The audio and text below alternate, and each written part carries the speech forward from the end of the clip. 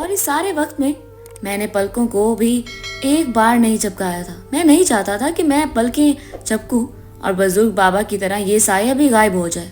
کچھ ہی وقت میں اس سائے کے سر پر پہنچ گیا تھا، مگر قدموں کی چاپ کیے بغیر جب سایہ میری آمد سے بالکل انجان تھا اور میں اس کے سر پر کھڑا ہوا تھا، ہنسی کی آواز چاروں طرف گونج رہی تھی اور کبھی رونے کی آوازیں آتی تھی۔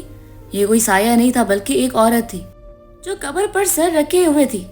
اس کے ہنسنے کی آواز سے مجھے اندازہ ہوا تھا کہ بابا نے اسی کے بارے میں بات کی تھی، مگر اب جب میں اس کے سر پر پہنچا تو وہ قبر پر سر رکھے رو رہی تھی، اور یہی حرکت مجھے بے حد عجیب لگی تھی۔ اس کے رونے میں عجیب قسم کا درد تھا، عجیب ہی سوز تھا۔ اس کا رونا میرا دل چیر رہا تھا۔ میں نے آگے بڑھ کر اس کے کندھے پر ہاتھ رکھنا چاہا۔ جب میری موجودگی کو محسوس کرتے ہیں، اس نے چہرہ میری طرف پھیرا تھا اور میرے سر پر جیسے آسمان ٹوٹ پڑا تھا۔ زمین آسمان میرے گرد گھومنے لگے تھے۔ میرے سامنے جو وجود اتنی شدت سے گریہ زاری کر رہا تھا اور جس کا رونا میرا دل دہلا رہا تھا، وہ کوئی اور نہیں بلکہ میری پہلی بیوی۔ میرا نام خالد ہے۔ میری شادی صفیہ سے ہوئی، جو کہ بہت نیک اور فرما بردار بیوی تھی۔ وہ میرا ہر طرح سے خیال رکھتی، مجھ سے بہت محبت کرتی تھی، میری تکلیف پر بے چین ہو جاتی جبکہ میری خوشی اسے خوش کر دیتی تھی۔ وہ بہت سادہ دل تھی، دنیا کے مکر اور فریب سے بالکل انجان۔ میں کبھی کبھی سوچتا تھا کہ اتنا معصوم ہونا بھی انسان کو کئی تکلیفوں میں ڈال دیتا ہے، مگر میں نہیں جانتا تھا کہ اسے تکلیف بھی میں خود ہی دوں گا۔ ہماری شادی کو 5 سال کا عرصہ گزر چکا تھا، مگر ابھی تک اولاد نہیں ہوئی تھی۔ میں نے تو ابھی اس بارے میں زیادہ کچھ نہیں سوچا تھا، مگر میری ماں کو ہر وقت اسی بات کی فکر ستائی رہتی کہ نہ جانے میری بیوی کے ہاں بچہ ہوگا بھی یا نہیں۔ میرے سامنے تو نہیں، لیکن میری غیر موجودگی میں ماں میری بیوی کو بانجھ ہونے کے طعنے دیتی اور کہتی کہ میں اپنے گھر میں رونق لگانے کے لیے بیٹے کی شادی کر کے تمہیں لائی تھی، مگر مجھے ایسا لگتا ہے تو میرے آنگن کو سونا ہی رکھو گی۔ تم تو میرے بچے کو ابھی تک ایک اولاد بھی نہیں دے سکی۔ ماں کے یہ طعنے اسے اس حد تک چلنی کرتے ہوں گے، مجھے اس بات کا اندازہ اب ہو رہا تھا، مگر میں تب اس کی کیفیت نہیں سمجھ پایا تھا۔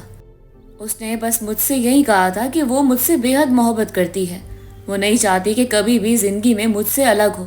بدلے میں ماں اس کے ساتھ جیسا بھی سلوک کرے گی وہ برداشت کر لے گی، کبھی بھی مجھ سے شکوہ نہیں کرے گی۔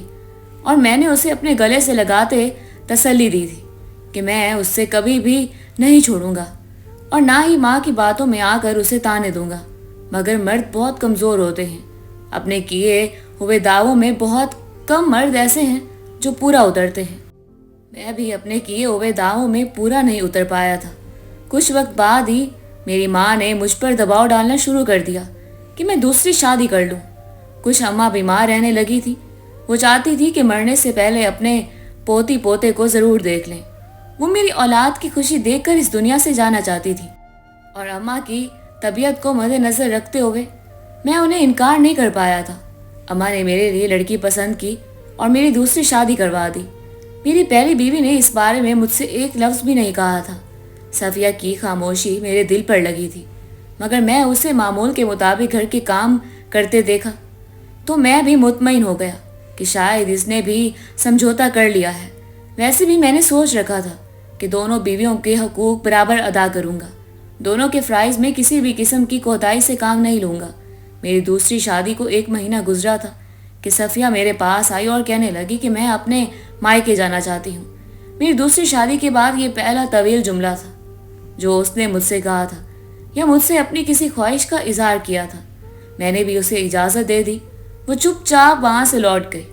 وہ پہلے بھی کم گو تھی، مگر میری دوسری شادی کے بعد وہ مزید کم بولنا شروع ہو گئی تھی۔ میں اس کی کیفیت اور حالت دونوں سمجھتا تھا، مگر افسوس کہ اب دوسری بیوی بھی میری شریک حیات تھی اور مجھے اسے بھی اتنا ہی وقت دینا تھا جتنا کہ میں صفیہ کو دیتا تھا۔ صفیہ اپنے مائکے چلی گئی اور پھر واپس لوٹ کر ہی نہیں آئی۔ شادی کے 1 مہینے بعد ہی میری دوسری بیوی ہاجرہ نے مجھے ماں بننے کی خوشخبری سنا دی۔ میری اماں بے حد خوش تھی۔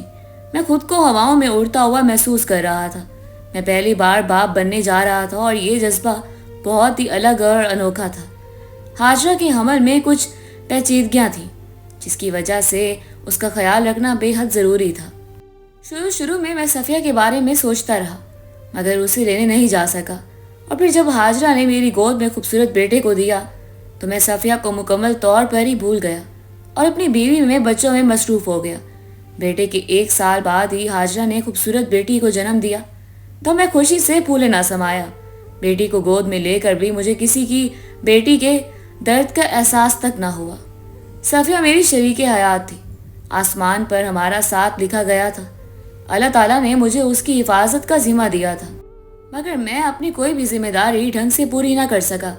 सफ़िया से जो वादे किए थे वो तमाम वादे मैं भूल चुका था।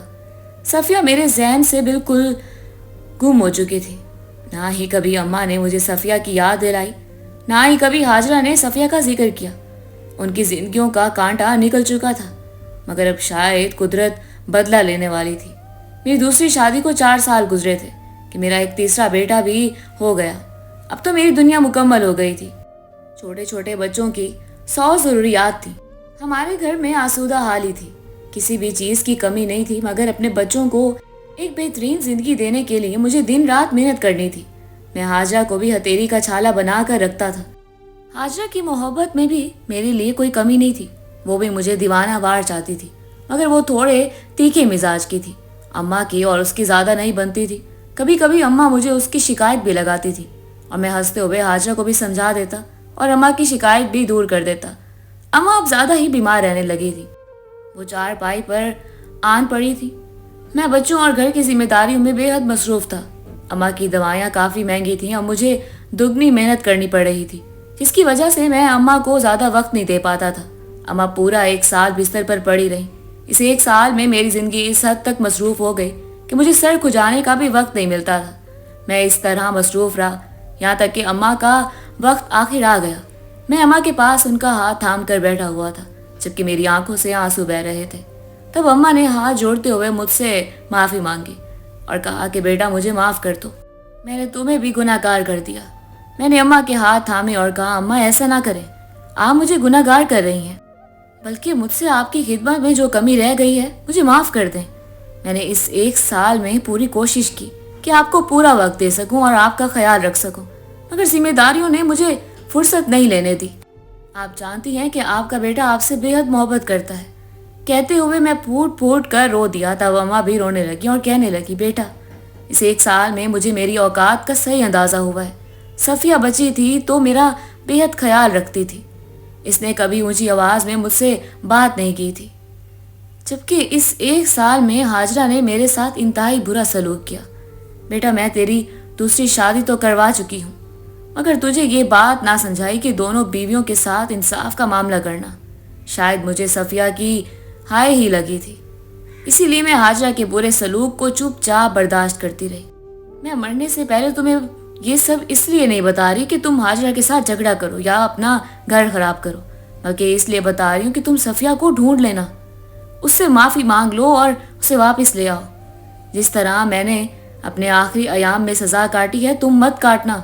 ये कहने के बाद अम्मा ने अपनी आंखें साफ की और कहने लगी, मुझे नींद आ रही है। कुछ ही वक्त बाद अम्मा खालिक के हकीकी से जा मिली और मैं धाड़े मार मार कर रोने लगा। अम्मा की तदफीन के बाद मेरा ख्याल बार बार सफ़िया की तरफ भटक रहा था, इसीलिए मैं उसी रात सफ़िया को ढूंढने के लिए निकल खड़ा हुआ। हाजरा से शिकायत मैं किस मुंह से करता जब मेरा अपना ही सारा कसूर था। और अब सफ़िया मेरे सामने खड़ी हुई थी और वो कब्र किसकी थी ये मामला हल नहीं हो सका था। तब सफ़िया ने बताया कि वो कब्र उसकी अम्मा की है। सफ़िया की माँ सफ़िया के गम में घुल घुल कर मर गई थी और सफ़िया का दुनिया में कोई नहीं बचा था।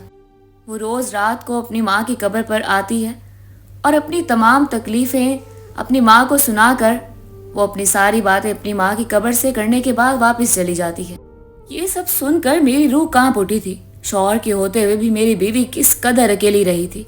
मैंने सफ़िया से शिकवा किया कि वो लौट कर वापस क्यों नहीं आई। तब उसने बताया कि उसने अम्मा और हाजरा की बातों को सुन लिया था। हाजरा अम्मा से कह रही थी कि उसे अपने शौहर की पहली बीवी का वजूद बर्दाश्त नहीं है। तब अम्मा ने कहा था कि हम कुछ ऐसा करेंगे कि सफ़िया को तलाक दिलवा देंगे, सफ़िया के नाम से मेरा नाम अलग ना हो जाए। इसीलिए उसने कुर्बानी दी थी और घर छोड़कर हमेशा के लिए आ गई थी। वो मुझसे किस कदर मोहब्बत करती थी आज मुझे इस बात का शिद्दत से एहसास हो रहा था। मैंने उससे हाथ जोड़कर माफ़ी मांगी और उसे अपने घर वापस ले आया। نے صفیہ کے لیے الگ گھر بنایا اور ہاجرہ کے لیے الگ، مگر صفیہ نے میرے بچوں کا اس طرح سے خیال رکھا کہ ہاجرہ کا دل پگھل گیا اور اس نے بھی روتے ہوئے صفیہ سے معافی مانگ لی۔ دونوں میں انبن اب بھی ہو جاتی ہے، مگر صفیہ سمجھداری سے معاملے کو حل کر لیتی ہے۔ وہ دونوں ہمارے بچوں کی وجہ سے ایک دوسرے کے ساتھ جڑی ہوئی ہیں۔ اب میں بھی کوشش کرتا ہوں کہ دونوں کے حقوق میں کوئی کوتاہی نہ کروں۔